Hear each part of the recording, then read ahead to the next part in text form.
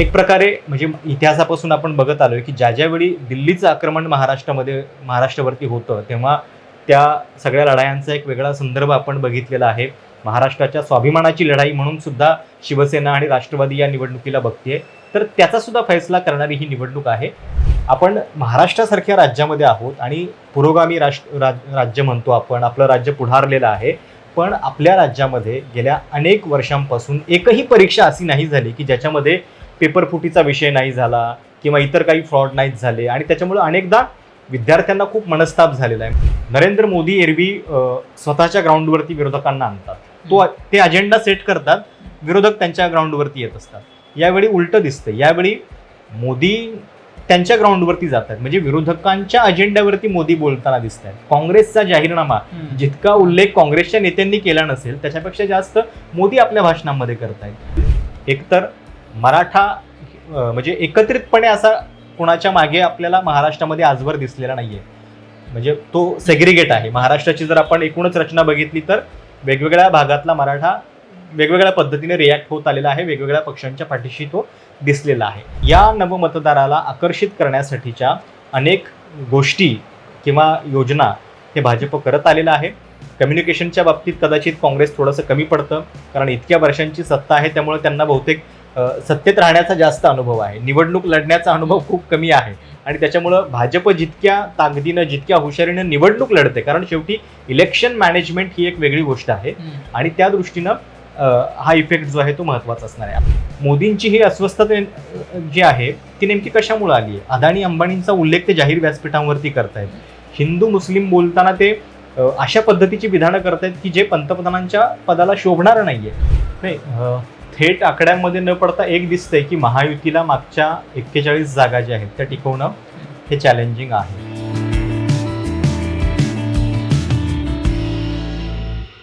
17 लोकशाहीची चर्चा महाराष्ट्राची. सध्या महाराष्ट्रभरामध्ये आम्ही फिरतोय आणि वेगवेगळ्या ग्राउंड रिपोर्टच्या माध्यमातून, वेगवेगळ्या नेत्यांच्या मुलाखतींच्या माध्यमातून, पत्रकारांच्या मुलाखतींच्या माध्यमातून तिथली ग्राउंड रियालिटी काय आहे हे समजावून सांगण्याचा तुम्हाला प्रयत्न करत आहोत. याच अनुषंगानं प्रशांत कदम सर आपल्यासोबत आहेत. प्रशांत सर हे ABP माझाचे दिल्लीचे विशेष प्रतिनिधी होते आणि सध्या ते इंडिव्हिज्युअली प्रशांत कदम या नावानं यूट्यूब चॅनल त्यांचा सुरू आहे.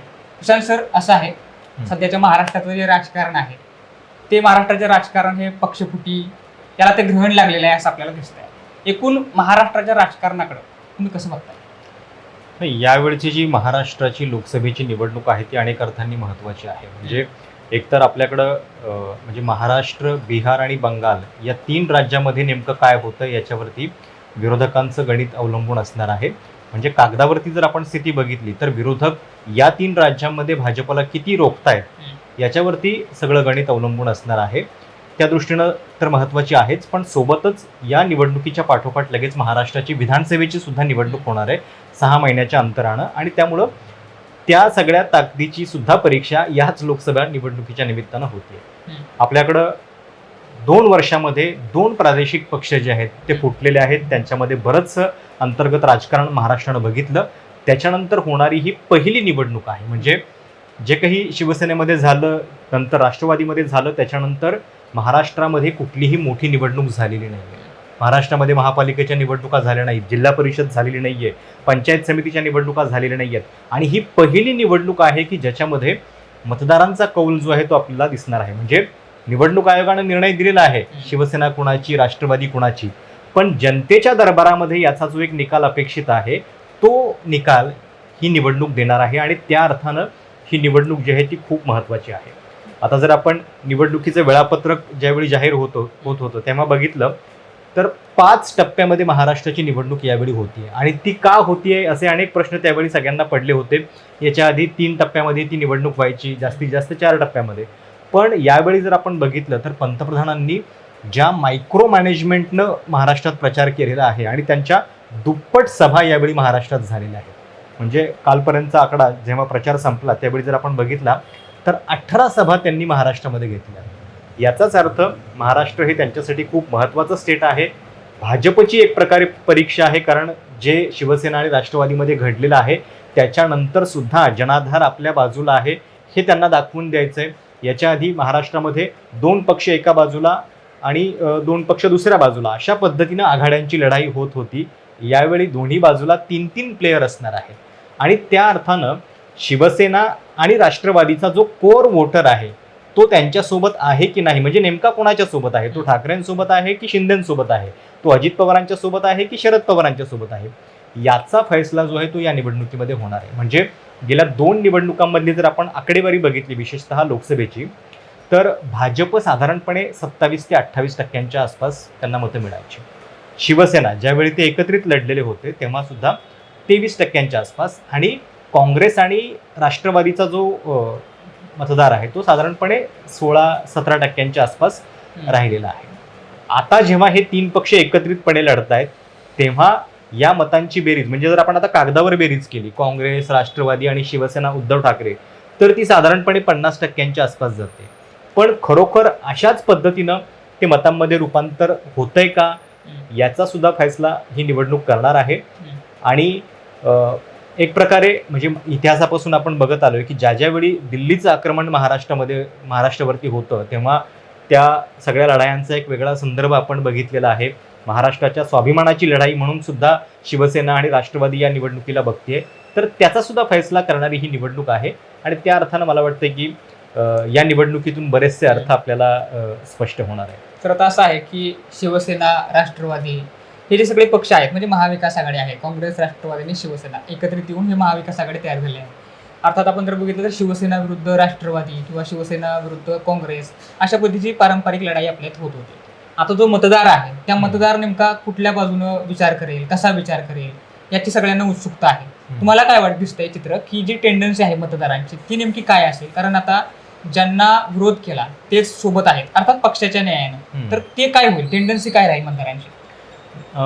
म्हणजे ज्यावेळी लोकसभेची निवडणूक सुरू होत होती त्यावेळी आपले ग्राउंडवरचे महत्त्वाचे मुद्दे काय आहेत याचा जर आपण थोडासा विचार केला तर एकतर निवडणुकीच्या आधी 4-5 महिने मराठा आरक्षणाचं एक वादळ आपण सगळ्या महाराष्ट्रामध्ये बघत होतो.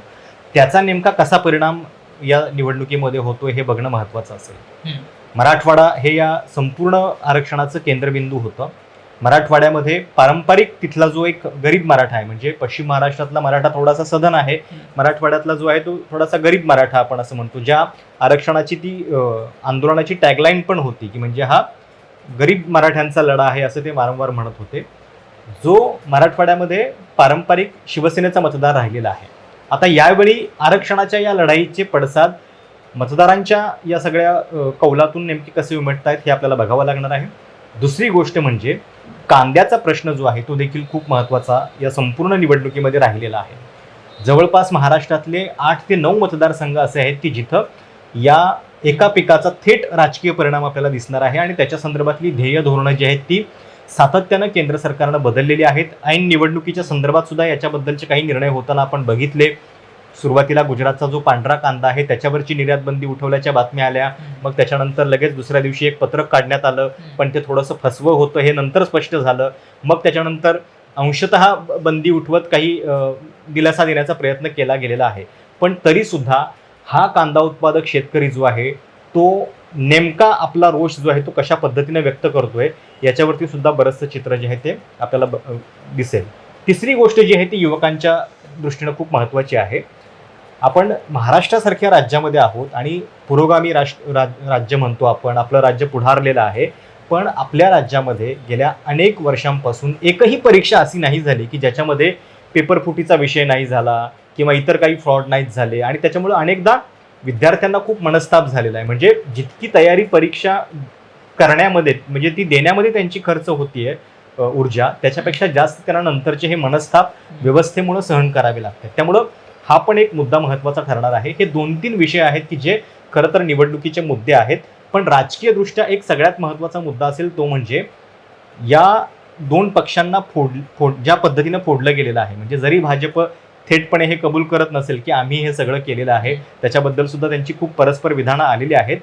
पण जे शिवसेनेमध्ये झालेलं आहे, जे राष्ट्रवादीमध्ये झालेलं आहे, अशा पद्धतीचं फोडाफोडीचं राजकारण मतदारांना रुचलेलं आहे की नाही याचा सुद्धा फैसला जो आहे तो या निवडणुकीमध्ये होणार आहे. आणि त्या दृष्टीनं ही निवडणूक जी आहे ती महत्त्वाची आहे. म्हणजे आपण प्रचारामध्ये पण बघितलं की इथं येऊन पंतप्रधान मोदींनी जी विधानं केली त्याच्यामध्ये नकली शिवसेना असा उल्लेख ते वारंवार करत होते. भटकती आत्मा असं ते शरद पवारांना म्हणत होते. तर हे नेमकं याचं प्रतिबिंब कसं उमटतंय हे आपल्याला बघावं लागेल. तर आता मराठा आरक्षणाचा तुम्ही मुद्दा उपस्थित केला. मराठवाडा हे त्याचं केंद्रबिंदू ठरलेला आहे. अर्थात तिथं जे मतदारसंघ आहे, विशेषतः बीड आहे, तिथं आपल्याला दिसतंय की त्याचा डायरेक्टली इम्पॅक्ट पडताना दिसतो आपल्याला. जालना आहे. अर्थात असं आहे की मराठा आरक्षणाचे जे आंदोलन झालं त्याच्या अगोदर जी सिंपतीची लाट होती, उद्धव ठाकरेंच्या बद्दल होती, शरद पवारांच्या बाबत होती, ती लाट कुठंतरी ओसरली का त्या आंदोलनानंतर, आणि त्याच्यानंतर ते कास्ट कॅल्क्युलेशनच्या आधारावरती मराठा, ओबीसी असा एक वर्सेस पॉईंट तयार झाले का, आणि त्याचा नेमका फायदा तोटा या निवडणुकीमध्ये तुम्हाला कुठल्या बाजून जाताना दिसतोय? नक्कीच. म्हणजे जून 2022 मध्ये शिंदेचं ते बंड झालं. त्याच्यानंतर एका वर्षभरानं पुन्हा राष्ट्रवादीमध्ये ते या सगळ्या गोष्टी झाल्या. तेव्हापासून या गोष्टीची एक सातत्यानं चर्चा राजकीय वर्तुळामध्ये होत असते की ठाकरेंच्या बद्दल एक सिंपथी वेव आहे. अर्थात या सिंपथी वेवची कुठलीही टेस्ट अद्याप झालेली नाहीये ग्राउंडवरती. एकच निवडणूक आपल्याला त्या अर्थानं म्हणता येईल ती म्हणजे अंधेरीची पोट निवडणूक, की जिथं भाजपनं उमेदवारच दिलेला नव्हता, आणि ती एक प्रकारे निवडणूक जी आहे ती ठाकरे गटानं त्यावेळी जिंकली. त्यावेळी निवडणूक चिन्हाचे विषय पण कोर्टामध्ये होते, निवडणूक आयोगाच्या दारामध्ये होते. त्यावेळी हे दिसलेलं होतं की ती सिंपती जी आहे ती आहे, पण नंतर या सिंपतीची कुठलीही परीक्षा ऐन म्हणजे मतदानामध्ये झालेली नाहीये. आता जेव्हा हे अचानकपणे जरांगेंचं आंदोलन पेटलं, ते पूर्णपणे वाढत गेलं, मग त्यांच्या राज्यभर सभा होऊ लागल्या, त्यावेळी सुद्धा या गोष्टीची एक हलक्या आवाजामध्ये कुजबूज जी असते त्याच्यामध्ये चर्चा होत होती की या आंदोलनाच्या पाठीमागे नेमकं कोण आहे, आणि हे आंदोलन मग त्या सिंपती वेवला काउंटर करण्यासाठी केलं गेलेलं आहे का. कारण बरोबर मराठवाड्यामध्येच त्याचा केंद्रबिंदू असणं, आणि तोच वोटर आहे की जो पारंपरिक शिवसेनेचा वोटर आहे. आणि आपण जर बघितलं तर शिंदेच्या सोबत गेलेले जे आमदार आहेत ते बहुतांशी मराठवाड्यातले आमदार आहेत. त्या दृष्टीनं सुद्धा मग या सगळ्या आंदोलनाकडं वेगवेगळ्या दृष्टीने पाहिलं गेलेलं आहे. या अर्थानं या सिंपती वेवला हे आंदोलन काउंटर करतंय का अशी एक राजकीय वर्तुळामध्ये चर्चा नक्कीच झाली. सोबतच ओबीसी वर्सेस मराठा असं जर पोलरायझेशन झालं तर त्याचा नेमका कुणाला फायदा होईल. कारण देवेंद्र फडणवीस हे या आंदोलनाच्या कुठल्याही व्यासपीठावरती गेलेले नव्हते, पण ते ओबीसींच्या व्यासपीठावरती जायचे. एकनाथ शिंदे अगदी उघडपणे मराठा आंदोलनाच्या व्यासपीठावरती जायचे. म्हणजे जरांगे जेव्हा मुंबईच्या दिशेने येत होते त्यावेळी स्वतः एकनाथ शिंदे तिथं गेले. मग ते एपीएमसी मार्केटमध्ये तिथे ते आंदोलन थांबवण्यात आलं. मग तिथं गुलाल उधळला गेला. छत्रपती शिवाजी महाराजांची शपथ आपण पूर्ण केली असं सर्टिफिकेट जरांगेंनी सुद्धा एकनाथ शिंदेंना त्यावेळी दिलेलं होतं. तर हे सगळं बघता याच्यामध्ये काही ज्या सिंपती वेवचा आपण उल्लेख केला त्याला काउंटर करण्यासाठीची ही रचना आहे का अशी खूप चर्चा त्यावेळी झालेली होती. पण आपण जर बघितलं तर निवडणुकीमध्ये सुरुवातीला असं वाटत होतं की जरांगे आपले काही उमेदवार उभे करतील. मग प्रकाश आंबेडकरांनी सुद्धा एक पत्रकार परिषद घेऊन सांगितलं की जरांगे आणि आम्ही एकत्रित लढणार म्हणून, पण ती एकतर्फीच घोषणा ठरली. जरांगे काही नंतर त्यांच्यासोबत येताना दिसले नाहीत. आणि नंतर त्यांनी हे पण सांगितलं की आपली काही थेट भूमिका नाही, ज्याला जे वाटते तो त्याला त्याच्या पद्धतीने निर्णय घ्यावा. पण तरी सुद्धा या आंदोलनाचा एक इफेक्ट जो आहे तो आपल्याला नक्कीच पाहायला मिळेल. एकतर मराठा म्हणजे एकत्रितपणे असा कोणाच्या मागे आपल्याला महाराष्ट्रामध्ये आजवर दिसलेला नाहीये. म्हणजे तो सेग्रिगेट आहे. महाराष्ट्राची जर आपण एकूणच रचना बघितली तर वेगवेगळ्या भागातला मराठा वेगवेगळ्या पद्धतीने रिॲक्ट होत आलेला आहे. वेगवेगळ्या पक्षांच्या पाठीशी तो दिसलेला आहे. जर तो एकाच बाजूनं एकाच पद्धतीने रिॲक्ट होत असता तर कदाचित महाराष्ट्रामध्ये सुबळाची सरकार आपल्याला उत्तर प्रदेश, बंगाल, बिहारसारखी पाहायला मिळाली असती. पण ते आपल्याकडे होत नाही. याचं कारणच ते आहे की भौगोलिकदृष्ट्या हा मराठा जो आहे तो त्याची संस्कृती असेल किंवा त्याची आर्थिक जी त्याची ताकद आहे ती वेगवेगळी राहिलेली आहे, आणि त्यामुळे तो वेगवेगळ्या पद्धतीने रिॲक्ट होतो. त्याच दृष्टीनं याही निवडणुकीमध्ये तसं होतंय का की मराठा आरक्षणाचा इफेक्ट म्हणून एकगठ्ठा तो कोणाच्या पाठीमागे जातोय याच्यावरती बरंच काही अवलंबून असेल. तर या निवडणुकीमध्ये जर आपण बघितलं तर मतदानाचा टक्का वाढताना दिसतोय. अर्थात त्याच्याबद्दल बरेच आडाखे बांधले गेले. पण आता विशेष होताना असं दिसतंय की मतदार आहे तो मतदान करू लागलेला आहे. तर त्याचं जे जेनेसिस आहे आपण मगाशी चर्चा करत होतो ते म्हणजे तो हिंदुत्वाच्या अधिक जवळ जाताना दिसतोय. अर्थात जो 14 वर्षाचा होता तो आता 24 वर्षाचा झालेला आहे. म्हणजे ज्या 10 वर्षाच्या अंतरामध्ये तर तो हिंदुत्वाच्या जवळ जातोय. मग तो भारतीय जनता पार्टीला मतदान करेल अशी शक्यता किंवा संभावना अधिक जाणवते आपल्याला. दुसरी बाजू अशी देखील आहे की मतदान हे ॲग्रेसिव्ह पद्धतीने देखील होत आहे. यातली कुठली बाजू ही खरी म्हणता येईल या घडीला, की मग निकालापर्यंत थांबायचं आपण? इथलं नऊ मतदार की ॲग्रेसिव्ह मतदार, कुठलं मतदान हे अधिक होईल असं दिसतंय? नाही, नक्कीच म्हणजे भाजप जेव्हा निवडणूक लढते तेव्हा ती खूप ताकदीनं लढते आणि त्यांचं इलेक्शन मॅनेजमेंट हा एक वेगळा परत अभ्यासाचा विषय आहे. आणि त्याच्यामध्ये हे वारंवार दिसलेलं आहे की अशा नवमतदारांना आकर्षित करण्यासाठीच्या वेगवेगळ्या युक्त्या भाजप करत असतं. म्हणजे या निवडणुकीमध्ये जर आपण बघितलं तर पंतप्रधान कुणाला इंटरव्ह्यू देत होते, कुणाला भेटत होते, तर त्याच्यामध्ये जे गेमर्स आहेत की जे नव्या पिढीला आकर्षित करणारे सगळा क्राऊड आहे, त्या गेमर्सला पंतप्रधानांनी स्वतःच्या निवासस्थानी बोलवून त्यांच्याशी संवाद साधलेला होता. हे अशा पद्धतीचं कम्युनिकेशन करणं हा साहजिकच तो जो नवीन वोटर आहे त्याच्यापर्यंत पोहोचण्याचा प्रयत्न आहे. आता या वोटरला त्या जुन्या गोष्टी म्हणजे यातल्या अनेकांना कदाचित बाबरीनंतर काय झालं, त्याच्या आधी म्हणजे नंतर लिबरलायझेशनचा जो प्रयोग झाला, या सगळ्या गोष्टींची फारसं देणं घेणं नसेल. पण तरीसुद्धा आता राम मंदिराचा जो विषय आहे तो देखील सुरुवातीला जितका आपल्याला वाटत होतं की जानेवारीमध्ये जेव्हा उद्घाटन झालं त्याच्यानंतर हा या निवडणुकीचा केंद्रबिंदू असेल असं जितकं आपल्याला वाटत होतं तितका तो राहिलेला नाही आहे. म्हणजे त्याचा इफेक्ट जो आहे तो किती दिसतोय हे आपल्याला बघावं लागेल. पण या नवमतदाराला आकर्षित करण्यासाठीच्या अनेक गोष्टी किंवा योजना हे भाजप करत आलेलं आहे. कम्युनिकेशनच्या बाबतीत कदाचित काँग्रेस थोडंसं कमी पडतं, कारण इतक्या वर्षांची सत्ता आहे त्यामुळे त्यांना बहुतेक सत्तेत राहण्याचा जास्त अनुभव आहे, निवडणूक लढण्याचा अनुभव खूप कमी आहे. आणि त्याच्यामुळं भाजप जितक्या ताकदीनं जितक्या हुशारीनं निवडणूक लढते, कारण शेवटी इलेक्शन मॅनेजमेंट ही एक वेगळी गोष्ट आहे आणि त्या दृष्टीनं हा इफेक्ट जो आहे तो महत्त्वाचा असणार आहे. आता नवमतदारांच्या दृष्टीनं मुद्दे काय असतील? एकतर रोजगार हा पण एक महत्त्वाचा विषय असेल, कारण हा तोच मतदार आहे की ज्याला तातडीनं हे प्रश्न भेडसावत असतील. जर आपल्या देशामध्ये 40 वर्षानंतरचा सर्वात कमी रोजगाराचा रेट जो आहे तो आत्ता आपल्याला पाहायला मिळतोय, तर त्याचा साहजिक आहे की थेट परिणाम याच नवमतदारांच्या वरती होणार आहे. त्याची त्यांना कल्पना आहे का? त्याच्याबद्दल ते सजग आहेत का? की केवळ अशा भावनिक मुद्द्यांवरती जाऊन ते मतदान करणार आहेत? या सगळ्या गोष्टींचा सुद्धा विचार आपल्याला करावा लागेल. आणि नक्कीच महाराष्ट्रामध्ये सुद्धा ते पोलरायझेशन करण्याचा प्रयत्न झालेला आहे. म्हणजे आपण वारंवार असं म्हणतो की गेल्या काही वर्षामध्ये ज्या पद्धतीचं राजकीय कल्चर आपण बघतोय त्याच्यामधून महाराष्ट्राला एक नॉर्थ इंडियन स्टेट बनवण्याचा जो प्रयत्न दिसतोय, म्हणजे कोल्हापूर सारख्या ठिकाणी हिंदुत्ववादी मोर्चे निघतात आणि म्हणजे कोल्हापूर नेमकं पुरोगाम्यांचं कोल्हापूर, शाहूंचं कोल्हापूर आहे की ते हिंदुत्ववादाची राजधानी असणारं कोल्हापूर आहे, याचा सुद्धा निकाल जो आहे तो आपल्याला या निवडणुकीतनं मिळणार आहे. आणि त्या दृष्टीनं हा नवमतदार कसा रिॲक्ट होतोय आपल्याला बघावं लागेल. तर आता असं आहे की जे.पी. नड्डांनी काल एक स्टेटमेंट केले आणि त्याच्यामुळे त्यांनी सांगितले की संघानं आम्हाला किती पाठबळ दिलं आणि मग भारतीय जनता पार्टी कशी उभी राहिली, भारतीय जनता पार्टीला आज मात्र संघाची तितकीशी गरज नाही, अशा साधर्म्याचं ते वाक्य त्यांचं होतं. अर्थात संघ विरुद्ध भाजप किंवा संघ विरुद्ध मोदी शहा असं वातावरण सध्या सुरू झालेलं आहे का? अर्थात जर अंडरकरंट बघितलं आपण तर सत्यपाल मलिक असतील, सुब्रमण्यम स्वामी असतील, नितीन गडकरी असतील, दबक्या आवाजामध्ये 2-3 नेते असे आहेत जे खुलेपणाने समोर आलेले आहेत. मात्र काही जण आहेत दबक्या आवाजामध्ये आपल्याला कुठं कुठं तरी ऐकायला मिळतं संघ विरुद्ध मोदी शहा, भाजप विरुद्ध मोदी शहा, असं सगळं डिस्प्यूट्स आता तयार होऊ लागलेत का? आगामी काळामध्ये मोदी पंतप्रधान होणार नाहीत अशी देखील मांडणी होताना दिसते. याकडे कसं बघायचं? नाही, हे संघ विरुद्ध भाजप हे जे नॅरेटिव्ह आहे ते मोदी विरोधकांना एक प्रकारे लगेचच आकर्षित करणारं किंवा त्यांना सुखावणारं असतं, पण ते खरोखर तसं आहे का याच्याबद्दल माझ्या मनात थोडंसं डाऊट आहे. आपण संघ विरुद्ध भाजप असं म्हणण्यापेक्षा मोदींच्या छायेखाली संघ थोडासा दबला गेल्याचं जरूर दिसतंय. म्हणजे पूर्वी कसं व्हायचं की माध्यमांमध्ये सरसंघचालक नेमकं काय म्हणतात याची खूप चर्चा व्हायची. त्यावेळेचे सरसंघचालक इतके प्रभावी असायचे की त्यांच्या स्वतंत्र विधानांची, त्यांच्या स्वतंत्र व्यक्तिमत्वाची खूप चर्चा व्हायची.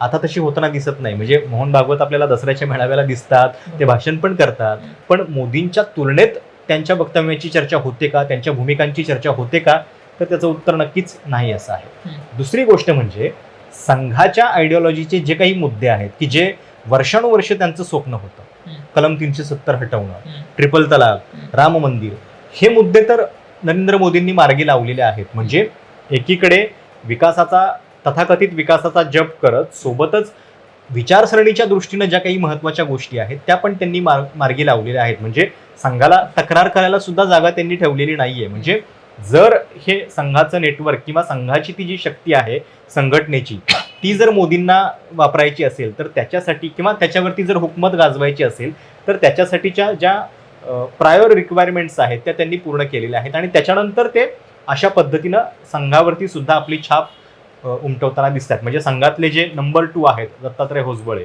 तर त्यांच्या आणि मोदींच्या संबंधांबद्दल सुद्धा खूप चर्चा होत असतात की ते खूप चांगल्या पद्धतीचे संबंध आहेत. म्हणजे एक प्रकारे संघ सुद्धा मोदी शहा चालवतायत का अशा नॅरेटिव्हकडे आपण चर्चा करू शकतो. फक्त तो विरुद्ध गेलेला आहे का याच्याबद्दल माझ्या मनामध्ये साशंकता आहे, कारण तितकंसं अजून काही घडलेलं नाहीये. कदाचित अनेकदा असं असतं की तो असंतोष दडलेला पण असतो, त्याला अजून कधी म्हणजे मोकळी वाट जी आहे ती मिळालेली नाहीये. जोपर्यंत मोदींच्याच नावावरती मतदान होतंय, मोदींच्याच नावावरती निवडणुका लढल्या जात आहेत, तोपर्यंत संघाला काही त्याच्यामध्ये वावगं असण्याची कारण नाहीये.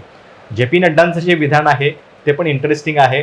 नड्डा असंच एक विधान त्यांनी प्रादेशिक पक्षांच्या बद्दल केलेलं होतं, बिहारमध्ये केलेलं होतं. जेव्हा नितीश कुमार त्यांच्या विरोधात होते त्यावेळी ते असं म्हणत होते की बाकीचे सगळे पक्ष संपतील आणि भाजप हा एकमेव पक्ष जो आहे तो राहील. अर्थात कार्यकर्त्यांना चेतवण्यासाठी, कार्यकर्त्यांच्या मनामध्ये ऊर्जा निर्माण करण्यासाठी अशी आवेशपूर्ण विधानं केली जातात.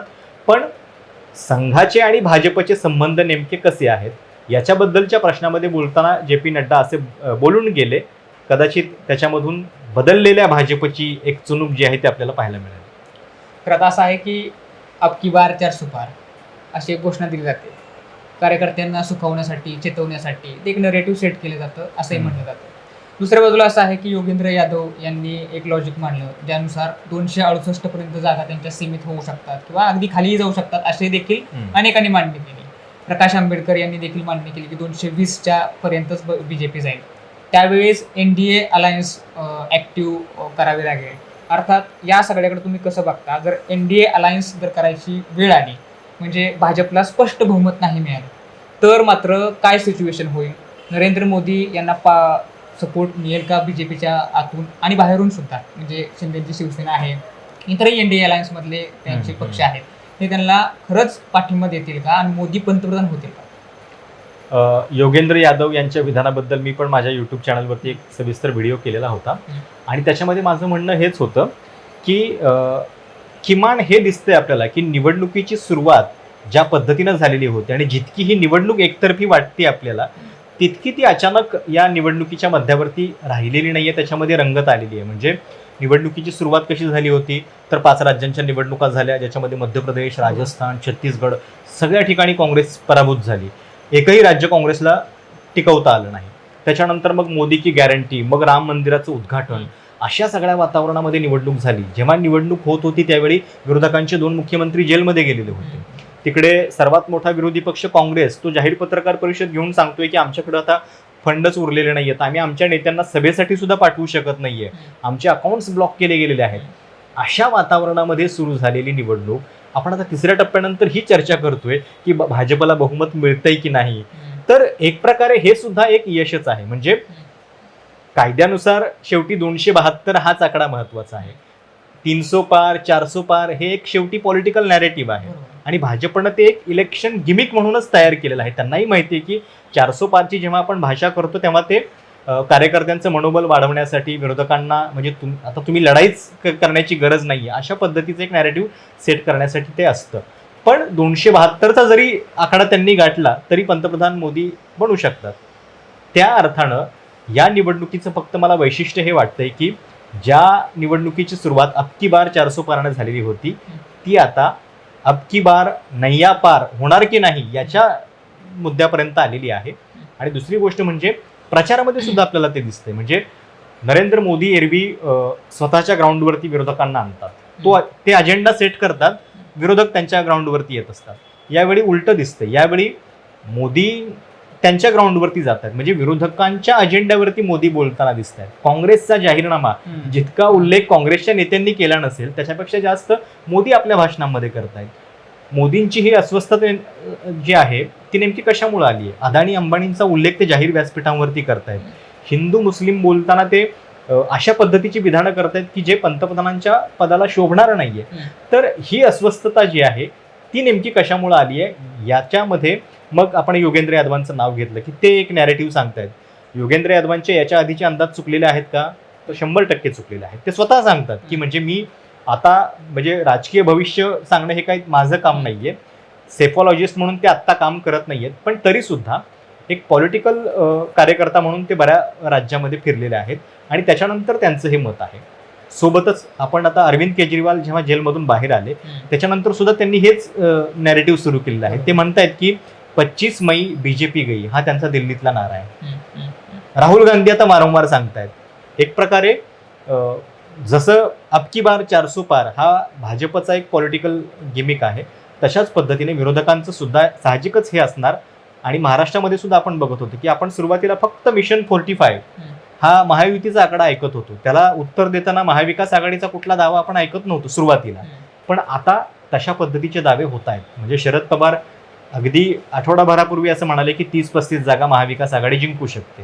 काल परवा तर खरगेंनी हा आकडा वाढवून म्हणजे भाजपच्या स्टाईलमध्ये 46 जागा जिंकू आम्ही असं सांगितलं. अर्थात हे दावे होऊ लागलेत निवडणुकीच्या मध्यावरती, हेच खूप महत्त्वाचं वाटतंय मला.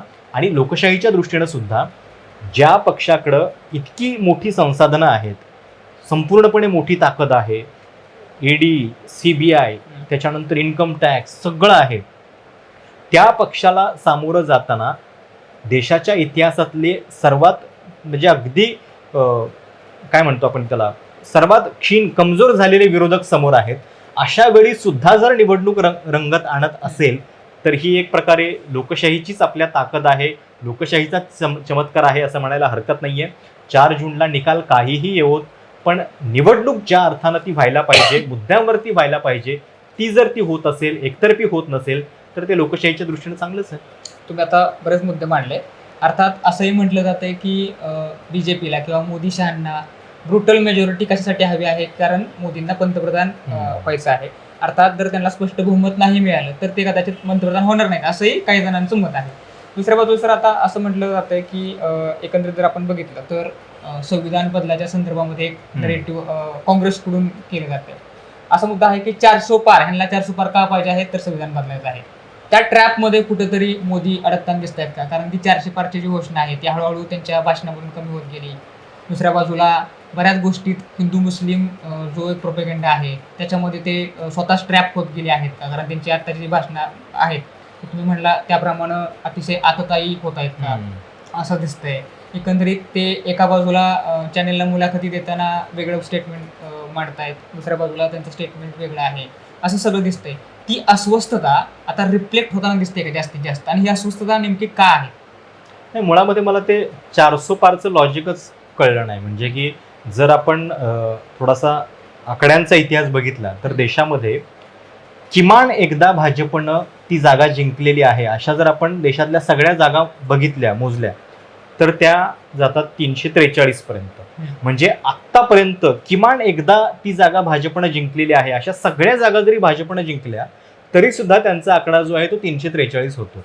आता हे सगळ्या जागा जिंकणं पण तसं अवघडच आहे आणि ते देखील 10 वर्षांच्या सत्तेनंतर.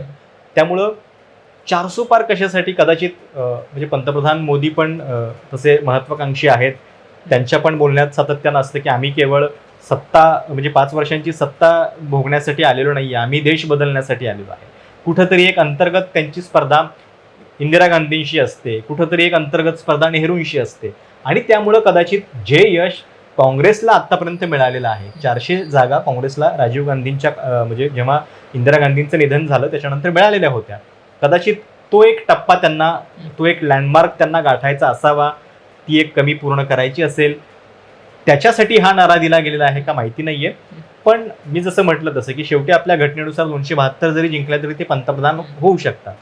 पण हे नॅरेटिव्ह जे आहे ते सुरुवातीला जितकं आपल्याला निवडणुकीमध्ये दिसत होतं नंतर ते राहिलेलं नाहीये आणि त्याचा उलटाच परिणाम दिसायला लागला. जसं की संविधान बदलाचा तू उल्लेख केलास, याच्यामुळे संभ्रमावस्था नक्कीच निर्माण झाली आणि याच्यामध्ये भर घातली ती भाजपच्याच नेत्यांनी.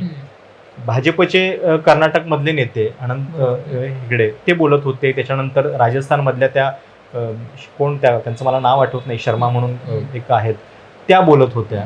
तर हे अशा पद्धतीचे नेते बोलत राहिले, त्याच्यामुळेच मग त्याला हवा मिळत राहिली. बरोबर. तर म्हणजे खरं तर अशा पद्धतीच्या म्हणजे लगेच कुणाला तरी सत्ता मिळाली आणि तो घटना बदलू शकणार आहे का, तर नाही बदलू शकत. पण तरी सुद्धा हा संभ्रम स्वतः भाजपनंच तयार केला. त्यांच्याच नेत्यांच्या चुकामुळे त्याला हवा मिळत गेली आणि त्यामुळेच त्याच्याबद्दलचा आवाज जो आहे तो आता कमी होत चालला. सर, आता तुम्ही दिल्लीचं राजकारण फार जवळून बघितलेलं आहे. तुम्हाला काय दिसतंय सध्याच्या घडीला नेमकं देशाची हवा, देशाचा मूड जो आहे तो कुठल्या बाजूने जाताना दिसतोय? एकंदरीत तुमचं कॅल्क्युलेशन काय, तुमचा अंदाज काय होऊ शकतं? नाही, एक गोष्ट मान्य करायला पाहिजे की मोदींच्या काळामध्ये अशा पद्धतीचे अंदाज लावणं हे खूप अवघड काम होऊन बसलेलं आहे. मोदींच्या काळात हा शब्द तुम्ही वापरला. हां, याचं कारण म्हणजे ज्या पद्धतीनं वोटर रिॲक्ट करतोय त्याचा अंदाज आपण पूर्वीच्या गृहीतकांच्यावरती नाही लावू शकत. म्हणजे मध्य प्रदेशमधलं उदाहरण घ्या, आत्ताच्या झालेल्या विधानसभा निवडणुका सगळेजण म्हणत होते की काँग्रेसचं सरकार येतंय आता, कारण इतक्या वर्षांची अँटी इन्कम्बन्सी होती. बरोबर. सोबतच जर आपण बिहारचं उदाहरण घेतलं तर तेजस्वी यादव यांनी खूप चांगला प्रचार केलेला होता. तिथे काही काळासाठी मी गेलो पण होतो आणि ग्राउंडवरती परिस्थिती पण तशी दिसत होती. तेजस्वी यादव यांनी जागा जिंकल्या पण तरीसुद्धा सत्तेपर्यंत त्यांना मजल मारता आली नाही तेव्हा. तर एक नवीन वर्ग तयार झालेला आहे असं एक भाजपचं म्हणणं असतं. लाभार्थ्यांचा वर्ग आहे, महिला वोटर आहे, सायलंट वोटर आहे की जो अशा पद्धतीनं रिॲक्ट, म्हणजे फार आपण जेव्हा बोलायला जातो तेव्हा तो कदाचित नाही आपल्याशी बोलणार या सगळ्या मुद्द्यांवरती. पण एक गोष्ट आपल्याला लक्षात घ्यावी लागेल ती म्हणजे आपला भारतीय मतदार जो आहे तो अनेकदा कोण हवंय याच्यापेक्षा कोण नकोय या लाईनवरती जास्त मतदान करत असतो. तर आता 10 वर्षानंतर मोदी नकोसे झालेले आहेत का आत्ता लीडर म्हणून, देशाचे नेते म्हणून, या प्रश्नाचं उत्तर जेव्हा आपण शोधायला जाऊ त्याच्यामध्ये निकालाचं उत्तर जे आहे ते दडलेलं असेल. महाराष्ट्रासारख्या राज्यामध्ये रोष आहे का, तर तो नक्कीच आहे, खूप मोठा आहे. पण त्याची कारणं जी आहेत ते आपल्याला माहिती आहेत का, वेगवेगळ्या पद्धतीची आहेत. ती प्रत्यक्ष मतांमध्ये कशी कन्वर्ट होत आहेत, किती कन्वर्ट होत आहेत याच्यावरती हा निकाल जो आहे तो अवलंबून असेल. पण एक नक्की म्हणजे अंदाजामध्ये मी फार पडत नाही. यावेळी मी स्वतः फारसं ग्राउंडवरती पण मी जाऊ शकलो नाही. जितका मी मागच्या 2 निवडणुकांमध्ये फिरलो होतो तितकं या निवडणुकीच्या वेळी प्रत्यक्ष ग्राउंडवरती नाही जाऊ शकलो. पण तरीसुद्धा ही निवडणूक एकतर्फी राहिलेली नाहीये, किमान एवढं तरी आत्ता दिसतंय. आणि त्या दृष्टीनं निवडणुकीचा निकाल जो आहे, नाहीतर मग या निवडणुकीमध्ये काही एक्साइटमेंटच नव्हती. म्हणजे अनेकांनी गृहीत धरलेलं होतं की बहुतेक आता तिसरी एक टर्म अजून होतीये, पण ती स्थिती किमान मध्यंतरानंतर तरी नाहीये. त्या दृष्टीनं ही निवडणूक इंटरेस्टिंग. असंही म्हटलं जातं की या टर्मला जर मोदी निवडून आले, मोदी पंतप्रधान झाले तर पुन्हा निवडणुकाच होणार नाही, हुकुमशाही आली आहे किंवा येणार आहे, अशा पद्धतीची वाक्य वारंवार वापरली जातात. याच्याकडे कसं बघायचं? नाही, भारतासारख्या लोकशाही प्रिय देशामध्ये अशा पद्धतीनं घटना पायमल्ली तुडवून कोणीतरी हे करणं खूप अवघड आहे. पण केवळ लोकशाही आहे आणि ती नावाला आहे, त्याच्याऐवजी बाकीच्या संस्था ज्या आहेत त्या तुम्ही ताब्यात घेतलेल्या आहेत, पूर्णपणे तुमची एकाधिकारशाही आहे, हे पण चित्र चांगलं नाहीये. म्हणजे कागदावरती लोकशाही आहे, निवडणुका होत आहेत, सगळं जिथल्या तिथे नियमाप्रमाणे होतंय, पण सोबतच आता आपण निवडणूक आयोगाचं उदाहरण घ्या की निवडणूक आयोगाकडे असे कित्येक विषय आहेत, स्वतः पंतप्रधानांच्या वक्तव्यांचे कित्येक दाखले दिले गेलेले आहेत की ही विधानं जी आहेत ती जाहीर सभांसाठीची योग्य नाही आहेत. त्याच्यानंतर निवडणूक आयोगाच्या बद्दल सुद्धा अनेक प्रश्नचिन्ह, म्हणजे मध्ये एक सर्वे झालेला होता त्याच्यामध्ये हे दिसतंय की आयोगाची विश्वासार्हता दिवसेंदिवस कमी होत चालली आहे, लोकांचा विश्वास राहिलेला नाहीये. तर हे चित्र चांगलं नाहीये. घटना बदलणं मला वाटत नाही की ते इतकं सोपं असेल. आपला देश जो आहे तो अगदी ऐतिहासिक काळापासून या लोकशाही मूल्यांवरती विश्वास असलेला देश आहे आणि जो कोणी अशा पद्धतीचं पाऊल उचलेल त्याला लोक धडा शिकवल्याशिवाय राहणार नाहीत. तेवढी एक म्हणजे ताकद जी आहे ती जनतेकडे नक्कीच आहे आणि त्याच्यावरती आपण विश्वास ठेवायला हरकत नाही. तर आता असं आहे की हे सरकार अंबानी अदानींचं सरकार आहे असं वारंवार म्हटलं जातं, अशी चर्चा असते. दुसऱ्या बाजूला असं आहे की पंतप्रधान नरेंद्र मोदी कधी अंबानी अदानीवर बोलले नाहीत, मात्र आता ते पाठीमागच्या काळात आपण बघितलं तर अंबानी अदानीवरती ते बोलले. आता दुसऱ्या बाजूला असं आहे की अंबानी अदानी सोडून देखील या देशामध्ये बरेच उद्योजक आहेत, लघु उद्योजक आहेत, सामान्य उद्योजक आहेत, ज्यांचा छोटे छोटे व्यवसाय आहेत. ह्या सगळ्यांमध्ये एक प्रकारचा रोष तुम्हाला बघायला मिळतोय का? कारण आपण जर बघितलं तर एकदम सामान्य लोक असतील GSTवरती बोलू लागलेले आहेत, GSTच्या अटी कशा जाचक आहेत याच्यावर बोलू लागलेले आहेत. हे जे अंबानी अदानी सोडून जे वेगळे उद्योजक आहेत, लघु उद्योजक आहेत, यांच्यामधला जो रोष आहे तो रोष सुद्धा तुम्हाला दिसतोय का? नक्कीच. म्हणजे घटक जर आपण बघितले कुठले कुठले घटक सरकारच्या धोरणामुळे नाराज आहेत तर त्याच्यामध्ये यादी खूप मोठी आहे. मग आपण कांद्याच्या बद्दलचा विचार केला किंवा शेतकरी कायद्यांच्या बद्दलचा विचार केला तर शेतकरी वर्ग नाराज आहे. पेन्शनचा मुद्दा आहे, जुन्या पेन्शनचा, त्याच्यामुळे सरकारी नोकर नाराज आहे. त्याच्यानंतर व्यापाऱ्यांचा उल्लेख केला की GSTमुळं सगळे खूप नाराज आहेत. अनेकदा असं होतं की नाराज असले तरी म्हणजे प्रश्नांबद्दलची नाराजी असते, पण त्या प्रश्नांवरती उत्तर तुम्हाला कोण देऊ शकतं हा एक त्याच्यातला वेगळा उपप्रश्न असतो. त्यावेळी लोक काय विचार करतायत याच्यावरती सुद्धा पॉलिटिकल नॅरेटिव्ह अवलंबून असतं. आणि त्या दृष्टीनं शेवटी कसं आहे की सातत्यानं आपण नाराज असतो. म्हणजे महागाईबद्दलची ओरड कधी नसते, महागाई वाढतच असते.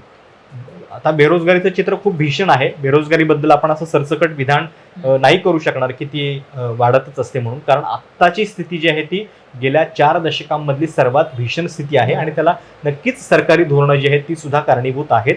पण अशा पद्धतीची नाराजी शेवटी राजकीय मतामध्ये कशी कन्व्हर्ट होते आणि त्याला या प्रश्नांना तुम्हाला उत्तर कोण देऊ शकतं हा जो मतदार विचार करणार आहे तो नेमका कशा पद्धतीने विचार करतो याच्यावरती सगळं अवलंबून असेल.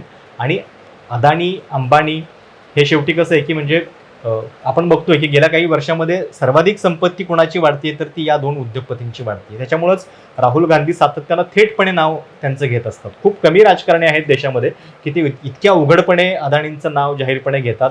आता हल्ली हल्ली आपले महाराष्ट्रातले उद्धव ठाकरे सुद्धा घेऊ लागलेले आहेत. पण शेवटी या उद्योगपतींशी राजकारण्यांचे संबंध जे आहेत ते सर्व काळ वेगवेगळ्या पद्धतीने त्यांचे पण असतातच. जिथं काँग्रेसचं सरकार होतं तिथं अदानींचे प्रकल्प येत होते का तर येत होते. पण तरी सुद्धा या उद्योग क्षेत्रातली ही एकाधिकारशाही जी आहे ती देशाच्यासाठी चांगली नाही आहे. कुठल्याही क्षेत्रातली एकाधिकारशाही, कारण ठराविकच लोकांच्याकडं ती ताकद जाणं आणि त्या माध्यमातून सरकारचं त्या क्षेत्रावरती नियंत्रण असणं ही गोष्ट चांगली नाही आहे. त्यामुळं हे नॅरेटिव्ह जे आहे ते छोटे उद्योगपती असतील किंवा जे इतर छोटे छोटे बिझनेसमॅन्स आहेत ज्यांना GSTच्या या सगळ्या जाचक करांच्या स्लॅबचा थोडासा त्यांना त्रास पण होतोच, तर तो कसा रिॲक्ट होतोय त्याच्यावरती हे सगळं अवलंबून तर असा एक छोटा प्रश्न आहे माझा की अंबानी अदानींच्या वरती टीका राहुल गांधींनी केली, त्याच्यानंतर राहुल गांधींना खासदारकीचा राजीनामा द्यावा लागला. त्या 2 गोष्टींना एकत्रितपणे जोडलं बऱ्याच जणांनी. महुआ मोहित्रा यांनी देखील थेटपणे हल्ला केला, त्यांची ही खासदारकी रद्द झाली. आता असं आहे की शरद पवारांच्याकडे जर बघितलं, शरद पवारांनी अशा उद्योजक लॉबीवरती थेटपणे हल्ला कधी केलेला आपल्याला बघायला मिळाला नाही. विशेषत्वानं शरद पवार आणि अदानी असतील यांचे संबंध बऱ्याचदा लोक जोडतात. हे जे वेगळेपण आहे राहुल गांधी आणि शरद पवारांच्या राजकारणामध्ये, हे जो तोटा आहे विशेषत्वानं मला सांगायचं आहे की राहुल गांधींना तो सहन करावा लागू शकतो का किंवा लागलाय का या सगळ्यामध्ये? नाही, तोटा म्हणजे तोटा इन सेन्स की शरद पवार जे आहेत त्यांचं जे राजकारण आहे म्हणजे उद्योजक लॉबीला थेटपणे न दुखावणे आणि राहुल गांधी असतील तर थेटपणे उद्योजक लॉबी किंवा अदानीचं अंबानीचं नाव घेणे, त्याच्यामुळं ते दुखावले जाऊन त्यांना त्याचा तोटा म्हणजे खासदारकीचा राजीनामा तर त्यांना द्यावाच लागला. मात्र असा काय अंडरकरंट दिसतोय का की जेणेकरून राहुल गांधींना त्यांना काही राजकीय तोटा सहन करावा लागू शकतो किंवा लागलेला आहे? नाही, शेवटी आता म्हणजे राहुल गांधी बोलतायत इतक्या थेटपणे कारण त्या क्षेत्रातली ती एकाधिकारशाही जी आहे ती वाढत चालली आहे म्हणून इतक्या उघडपणे ते बोलतायत. आता त्याच्याबद्दल म्हणजे भाजपचं पण उत्तर हे असतं की नेहरूंच्या काळामध्ये पण असे आरोप व्हायचेच की टाटा बिर्ला की सरकार आहे म्हणून. आता या काळामध्ये ते आरोप होत आहेत अदानी अंबानींच्या बद्दल. आता ह्या उद्योगपतींचं साम्राज्य काही 2014 नंतरच थेट उभं राहिलेलं आहे असं पण नाही आहे. काँग्रेसच्या अनेक धोरणांचा त्यांना लाभ झालेला आहे. अंबानींचा तर पूर्ण उदय जो आहे तो काँग्रेसच्याच काळामध्ये झालेला आहे. उदारीकरणाचे लाभ घेतले का त्यांनी तर म्हणजे सगळ्यांनीच घेतलेले आहेत. म्हणजे त्या अर्थानं या उद्योगपतींचा जो साम्राज्य विस्तार आहे तो काही केवळ मोदींच्यामुळे झालेला नाही आहे. प्रश्न कुठं येतो? प्रश्न नंतरची ज्या पद्धतीनं एक अकृत्रिम वाढ दिसते आपल्याला की आता समजा काय विमानतळ आहेत तर ती इतक्या कमी वेळामध्ये एकाच कंपनीच्या नावाखाली असणं, पोर्ट्स एकाच कंपनीला असणं, ज्या क्षेत्रामध्ये त्या कंपनीचा अनुभव नाही आहे त्या क्षेत्रातले सुद्धा प्रकल्प त्यांनाच मिळणं, इथं प्रॉब्लेम येतो. आणि त्यामुळं त्याच्याबद्दल थेट राहुल गांधी बोलतात. राहुल गांधी अशाच पद्धतीनं थेट संघाबद्दल पण बोलत असतात. ते सावरकरांच्या बद्दल पण बोलतात. शरद पवार थेट बोलत नाहीत सावरकरांच्या बद्दल, त्यांची मतं वेगळी आहेत. तसंच अदानींच्या बद्दल सुद्धा ते किंवा एकूणच उद्योगपतींच्या बद्दल त्यांचं मत वेगळं आहे. पण अर्थात ती त्यांची राजकारण करण्याची पद्धत आहे. असंच ममता बॅनर्जींच्या बद्दल पण आपल्याला म्हणता येईल की त्यांच्या पक्षाच्या खासदार महुआ मोहित्रा इतकी आक्रमकपणे अदानींच्या बद्दल बोलत होत्या पण त्या स्वतः मात्र बोलत नव्हत्या. JPCच्या मुद्द्यावरती सुद्धा जेव्हा संसदेमध्ये काँग्रेस आणि इतर पक्ष आग्रहाने मागणी करत होते की हिंडनबर्ग प्रकरणामध्ये JPC स्थापन झाली पाहिजे, त्यावेळी शरद पवारांचं ते विधान होतं एका मुलाखतीमध्ये की त्यांना ती आवश्यकता वाटलेली नव्हती. नंतर मग परत सारवासारव वगैरे झाली पण तरीसुद्धा ती कदाचित त्यांच्या राजकारणाची पद्धत असल्यामुळे असेल. आणि राहुल गांधी बोलतात याचं कारण त्यांच्यासाठी ही आयडिओलॉजिकल लढाई जी आहे ती सर्व पातळींवरती लढणं आवश्यक आहे आणि त्या प्रत्येक ठिकाणी त्यांना तो आवाज उठवणं योग्य त्याचा फायदा वाटतं. होईल असं दिसतंय. अर्थात असं आहे, शेवटचे काही प्रश्न आहेत माझे. महाराष्ट्राच्या राजकारणावरती येऊयात आपण. महाराष्ट्रामध्ये जे 48 लोकसभा मतदारसंघामध्ये निवडणूक होते, 5 टप्प्यांमध्ये ती निवडणूक पार पडते. आता तुम्हाला काय दिसतंय चित्र महाराष्ट्राचा जो वोटर आहे, आपण सुरुवातीला आपण बोललोच की महाराष्ट्राचा वोटर हा कुठल्या मुद्द्यांच्या आधारावर मतदान करेल. 48 लोकसभा मतदारसंघामध्ये महायुती, महाविकास आघाडीची कुठल्या आघाडीची किंवा युतीची पिछेहाट होईल किंवा कोण लीड घेऊ शकेल असं दिसतंय चित्र? नाही, थेट आकड्यांमध्ये न पडता एक दिसतंय की महायुतीला मागच्या 41 जागा ज्या आहेत त्या टिकवणं हे चॅलेंजिंग आहे. कारण विशेषतः एकनाथ शिंदे आणि अजित पवार हे भाजपला किती साथ देऊ शकत आहेत.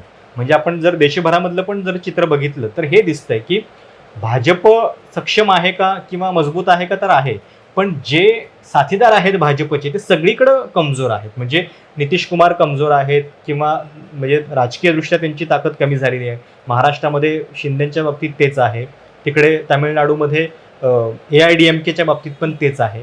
प्रत्येक ठिकाणी म्हणजे भाजपला ज्या लोकांची साथ लागणार आहे ते सगळे पक्ष त्या ठिकाणी कमजोर आहेत. त्याच्या उलट चित्र काँग्रेसच्या बाबतीत आहे. काँग्रेसचे सगळे जे साथीदार आहेत ते त्या ठिकाणी खूप मजबूत आहेत. म्हणजे बिहारमध्ये तेजस्वी यादव मजबूत आहेत, अखिलेश यादव मजबूत आहेत, तिकडे ममता बॅनर्जी जरी आता थेट त्या इंडिया आघाडीमध्ये नसल्या तरी त्या येऊ शकतात, त्यामुळे त्या अर्थानं पण त्यांचं नाव घ्यायला हरकत नाही आहे. तामिळनाडूमध्ये स्टॅलिन, DMK हे मजबूत आहेत. म्हणजे प्रादेशिक पक्षांची ताकद जर बघितली तर काँग्रेसचे जे साथीदार आहेत ते तुलनेनं जास्त मजबूत आहेत. तशीच स्थिती महाराष्ट्रामध्ये सुद्धा आहे आणि त्या दृष्टीनं NDAला मागचा आकडा गाठणं जे आहे ते खूप अवघड दिसतंय मला. इंडिया आघाडीनं चॅलेंज तर खूप मोठं निर्माण केलेलं आहे. फक्त ही महाराष्ट्रातली निवडणूक जी आहे ती जर आपण उमेदवार टू उमेदवार अशी बघितली किंवा तशा पद्धतीनं जर मतदान झालं तर ते महायुतीला जास्त नुकसानकारक असेल. पण त्याच्याऐवजी जर हे नॅरेटिव्ह नॅशनल लेवलला गेलं, राहुल मोदी जो की प्रयत्न पण होता त्यांचा प्रचारामध्ये करण्याचा, त्या नॅरेटिव्हवरती जर मतदान झालं तर मात्र मग महायुती थोडाफार चांगला परफॉर्मन्स अजून करू शकेल. मुंबईत काय परिस्थिती वाटते? नाही, मुंबईमध्ये तर म्हणजे आपण इतिहास बघितला तर मुंबई ही अनेकदा म्हणजे एक डिसिसिव्ह मॅन्डेट देतं. म्हणजे 6 जागा आहेत. गेल्या दशकभरामध्ये सुद्धा असं झालेलं आहे की एकतर्फी कौल असतो मुंबईचा राग प्रेम हे लगेच कळतं आणि एकाच पद्धतीनं ते व्यक्त होतं. तर त्या दृष्टीनं या जागा कुठे जात आहेत म्हणजे एक दिसलं मुंबईमध्ये उमेदवार निवडण्यामध्ये खूप वेळ महायुतीला लागला. दक्षिण मुंबईची जागा भाजप लढणार की शिंदे याच्यामध्ये खूप वेळ गेला. मग नंतर तिथं यामिनी जाधवांचं नाव डिक्लेअर झालं. अमोल कीर्तीकरांच्या विरोधात उमेदवारच मिळत नव्हता. तिथं गोविंदाची खूप चर्चा झाली पण तो काही म्हणजे थेट मैदानात आलाच नाही. त्याच्याऐवजी मग पुन्हा वाईकरांनाच तिकीट दिलं गेलं. ते पण म्हणजे ईडीचे सगळे उमेदवार जे चौकशी सगळे भोगून आलेले आहेत अशा पद्धतीचे उमेदवार होते. एक दिसतंय की उमेदवार निवडतानाच इतकी दमछाक झालेली आहे आणि ज्या सिंपती वेव्हचा आपण सुरुवातीला उल्लेख केला ती सिंपती वेव्ह जर असेल असं आपण धरलं तर साहजिक आहे की त्याचा केंद्रबिंदू मुंबई असणार आहे. कारण ठाकरे त्यांचा गड मातोश्री मुंबईमध्ये आहे. शिवसेना त्याची जी अस्मिता आहे ती पूर्णपणे मुंबईमध्ये आहे आणि त्या दृष्टीनं तो जो सिंपती वेव्हचा जो हे असेल सगळा त्याची लाट जर समजा ती असेल तर ती सर्वाधिक मुंबईमध्ये जाणवू शकते. त्याच दृष्टीनं मुंबईचा निकाल जो आहे तो महत्त्वाचा असेल. मुंबईमध्ये पियुष गोयल जे आजवर कधी लोकसभा निवडणूक लढलेले नाही आहेत ते यावेळी लढतायत. अर्थात त्यांचा मतदारसंघ जो आहे तो भाजपसाठी खूप सेफ मतदारसंघ आहे. तिथून त्यांना उमेदवारी दिली गेलेली आहे. पण बाकीच्या उमेदवारांच्या बद्दल म्हणजे साशंकता आहे की ते निवडून येतील का. उज्ज्वल निकम यांच्यासारखा चेहरा इथं दिलेला आहे वर्षा गायकवाड यांच्या विरोधात. त्याच्यानंतर मिहीर कोटेचा आहे. पण हा आकडा जो आहे तो मुंबईमध्ये टिकतोय का महायुतीचा हे बघावं लागेल. शेवटचा प्रश्न आहे माझा सर. आता अर्थात असं आहे की जी मेनस्ट्रीम मीडिया आहे तिला गोदी मीडिया असे संभावना बऱ्याचदा केली जाते. अर्थात तुम्ही दिल्लीचं राजकारण जवळून बघितले, तुम्ही दिल्लीचे प्रतिनिधीही राहिलेले आहात. ही आत्ताची जी मीडिया आहे गोदी मीडिया त्याला म्हटलं जातं. आता अर्थात आपण तो शब्दप्रयोग वापरू किंवा नको वापरायला, पण मुद्दा असा आहे की ही गोदी मीडिया होत चाललेली आहे का आणि त्याच्यामुळे काय धोका दिसतो. हा जरी विनोदाचा शब्दप्रयोग असला तरी सुद्धा त्याच्यामध्ये गांभीर्य आहे. कारण एकाच प्रकारच्या एकांगी बातम्यांच्यामुळं नेमकं लोकांच्यावरती काय परिणाम होतोय. अर्थात एका बाजूला आपण व्हॉट्सअप युनिव्हर्सिटीला क्रिटिसाइज करतो, त्याच वेळेस जी प्रस्थापित मीडिया आहे ती ज्या प्रकारे बातम्या दाखवते, एकांगी बातम्या येत आहेत का, आणि त्याच्यामुळे नेमका जनमतावरती काय प्रभाव पडतोय, हे किती गंभीर आहे? काही दिवसांपूर्वीच पंतप्रधान नरेंद्र मोदी त्यांनी एका मुलाखतीमध्ये सांगितलं की ते प्रेस कॉन्फरन्स का करत नाहीयेत, कारण देशातला मीडिया जो आहे तो न्यूट्रल राहिलेला नाही असं त्यांना वाटतं. आता जर मोदींना असं वाटतंय की मीडिया अजून न्यूट्रल राहिलेला नाहीये, तर तो अजून किती न्यूट्रल व्हायला पाहिजे, हा पण एक त्याच्यातला प्रश्न आहे. आणि आता ही जी टर्म आहे गोदी मीडिया, तर याच्याबद्दल एक दिसतंय की प्रस्थापित माध्यमं जी आहेत ती आपलं प्रश्न विचारण्याचं काम ज्या पद्धतीनं आधीच्या कार्यकाळात करत होती ते आत्ता नक्कीच करत नाहीयेत. किंवा आपण बघतो की याच्या आधी सुद्धा पंतप्रधान विदेश दौऱ्यावर जायचे का, तर जायचे, बऱ्याच ठिकाणी त्यांचे दौरे व्हायचे. पण आत्ता अगदी म्हणजे कुठल्या एखाद्या आफ्रिकन छोट्या देशामध्ये जरी पंतप्रधान मोदी गेले तरी त्यांच्या दौऱ्यांचं कव्हरेज जे आहे ते मीडियावरती ज्या पद्धतीनं होतं ते म्हणजे ते व्हायला पाहिजे का. सरकारी कार्यक्रम असतात काही, त्यांची जागा तेवढीच असते, ते होताना दिसत नाही. दुसरीकडे आपण अजून एक अशी घटना बघितली, इंडिया आघाडीची स्थापना जेव्हा झाली तेव्हा त्यांनी काही माध्यमांची, काही अँकरची लिस्ट काढली आणि त्यांच्यावरती बहिष्कार टाकला इंडिया आघाडीने. तर हे चित्र पण चांगलं नाही आहे की तुम्ही लोकशाहीमध्ये एका म्हणजे माध्यमांच्या एका ठराविक वर्गावरती तुम्हाला बहिष्कार टाकावा लागतो, हे चित्र सुद्धा चांगलं नाही आहे. त्यामुळं दोन्ही बाजूंनी आता मीडियाला अशा पद्धतीनं बघणं सुरू झालेलं आहे. राहुल गांधींचा मीडियावरचा राग तर आपल्याला अगदी जाहीरपणे दिसतो. जाहीर सभामध्ये ते बोलत असतात, त्या मीडियावरती त्यांचा विश्वास पण राहिलेला नाहीये. म्हणूनच कदाचित या निवडणुकीमध्ये आत्तापर्यंत तरी त्यांनी कुठल्या प्रस्थापित माध्यमाला मुलाखत दिलेली नाहीये. भारत जोडो यात्रेमध्ये सुद्धा त्यांनी प्रस्थापित माध्यमांच्या ऐवजी सोशल माध्यमं, ज्या माध्यमांवरती आता तुम्ही काम करताय, मी काम करतोय, अशा माध्यमांच्याकडे त्यांनी मुलाखती दिलेल्या होत्या. आणि लोकांच्या सवयी सुद्धा आता कदाचित बदलत चाललेल्या आहेत. लोकांना सुद्धा जो कंटेंट हवा आहे तो या पॅरलल मीडियामध्ये, सोशल मीडियामध्ये दिसतोय. त्याच्यामुळंच हा मीडिया पण स्ट्रॉंग होत चाललाय. अर्थात या मीडियावरची सुद्धा नियंत्रणं येऊ घातलेली आहेत. ते पण एक वादळ कदाचित पुढच्या काही काळामध्ये आपल्याला सगळ्यांना सामोरं जावं लागणार आहे. पण शेवटी कसं असते की जनता सार्वभौम असते. जे काही चांगलं आहे, जनतेच्या हितासाठीच आहे, ते टिकवणं ही सुद्धा लोकांची जबाबदारी असते. त्या दृष्टीनं सुद्धा आपण आशा करूयात की हा पण एक काळ सरेल आणि मीडिया आपल्या भानावरती येईल आणि जे त्यांचं मूळ काम आहे ते करून परत एकदा पत्रकारिता सक्षम, सुदृढ होईल अशी आपण आशा करूया. सरांनी आता आपल्याला बरेच मुद्दे सांगितलेले आहेत. अर्थात महाराष्ट्रात जे राजकारण आहे ते कसं बदलत चाललेलं आहे, दिल्लीचं जे पॉलिटिक्स आहे किंवा एकंदरीतच भारतभरातलं जे राजकारण आहे ते कसं बदलत चाललेलं आहे. मीडिया विशेषत्वाने त्यांनी शब्दप्रयोग वापरला. तर गोदी मीडिया एकांगी कशा बातम्या दाखवत आहे आणि त्या का दाखवू नयेत, तर कशी सुधारणा झाली पाहिजे याच्याबद्दल त्यांनी अशा अपेक्षा व्यक्त केली. अर्थात सरांचा चॅनल आहे प्रशांत कदम चॅनल, आणि त्या चॅनलवरती ते वेगवेगळे प्रयोग करत असतात. त्यांच्या यूट्यूब चॅनलवरती नक्की व्हिजिट करा, त्यांच्या चॅनलला सबस्क्राईब करा, आणि अर्थात सरांचं विश्लेषण तुम्हाला कसं वाटलं तेही आम्हाला कमेंट करून सांगा. आणि जरा व्हिडिओ आवडला असेल तर लाईक आणि शेअर करा. सोबतच आपल्या विशेष भारी या यूट्यूब चॅनलला सबस्क्राईब करायला विसरू नका. धन्यवाद.